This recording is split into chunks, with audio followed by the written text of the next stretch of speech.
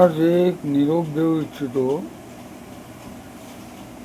की जे ऑनलाईनचे प्रोडक्ट घेतात, मी पण आहे त्याच्यात, आणि एकच सल्ला देऊ इच्छितो, तुम्ही ऑनलाईन शॉपिंग करा,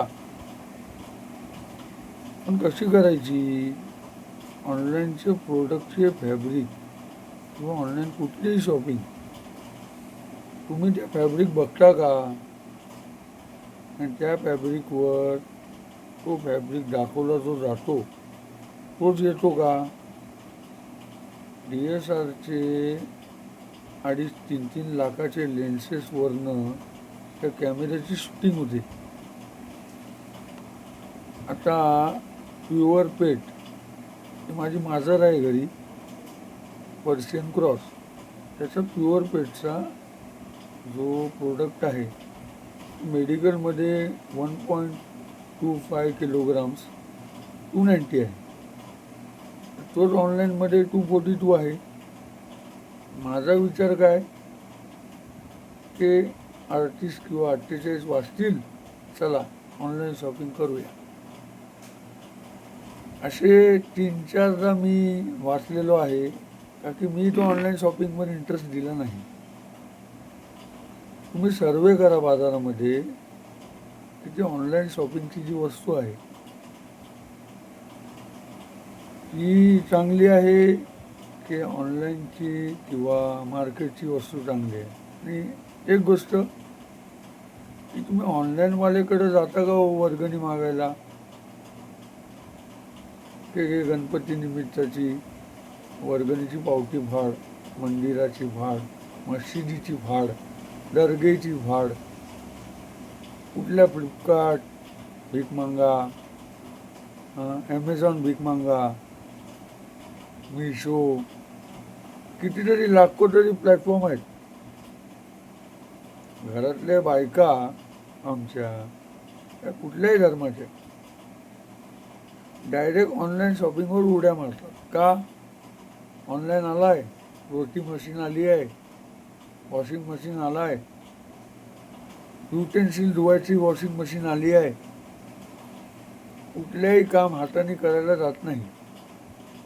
अरे आपली संस्कृती विसरलात का? काही दिवस होते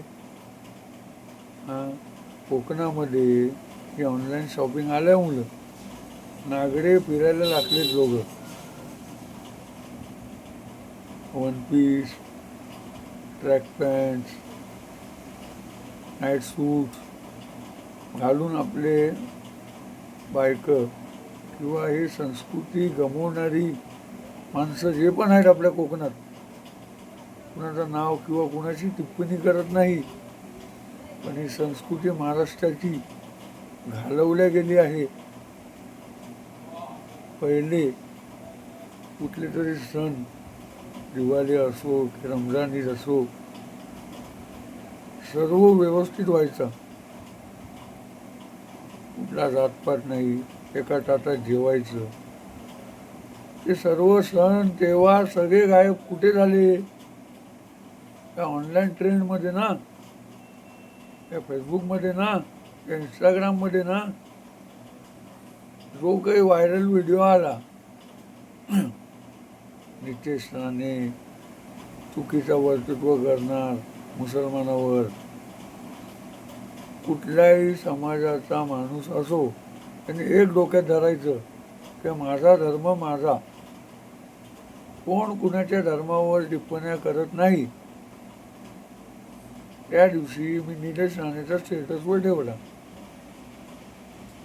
आणि माझा स्टेटस लोकांनी बघितला. मी त्या निलेश राणेच्या स्टेटसच्या खाली काही कॅप्शन लावलं होतं का? तो माणूस माझ्या पैगंबरांवर 20 टिप्पण्या एका रात्रीत करतो. 20 पोस्ट होते त्याचे फेसबुकवर. का? आणि माझ्या पैगंबरांच्या नावावर मशिदीत जाऊन मारणार असा बोलणारा हा कोण? मी हेच बोलू इच्छितो की सर्व सोडा, आपला धर्म बघा, त्या आमदारांच्या खासदारांच्या नादी लागू नका, आपली संस्कृती जपा. आणि ऑनलाईन शॉपिंग रद्द करा. व्यापारी फुकट भाडे भरतात आणि बसलेले आहेत मार्केटमध्ये. हे 10 मुद्दे मी तुमच्याकडे नोंदवलेले आहेत. पब्लिक हुशार आहे, कुणाच्या नादी लागू नका. कोण कुणाला देत नाही, कोण कुणाचा पोट भरत नाही. आता हा माझा दुकान, आता व्यापाऱ्यांना पैसे मी देणार ना, काय आमदार देणार, खासदार देणार? मला सांगा, ही माझी पानपट्टी. आता ह्याचा पैसा कोण देणार? आमदार खासदार? तुमचं घर कोण चालवणार? आमदार खासदार? यांच्या मागे लागायचं का? ऑनलाईन शॉपिंग करायची का?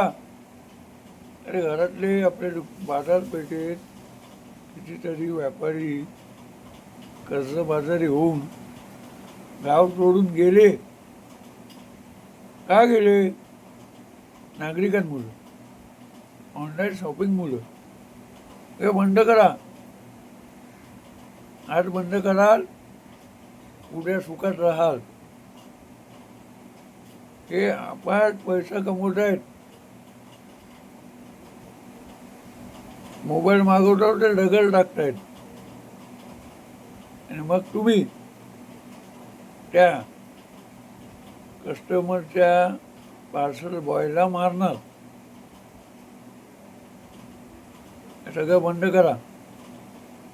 मार्केटमध्ये खरेदी करा. दिवाळी निमित्त मी हा ब्लॉग बनवला आहे. जय हिंद, जय महाराष्ट्र.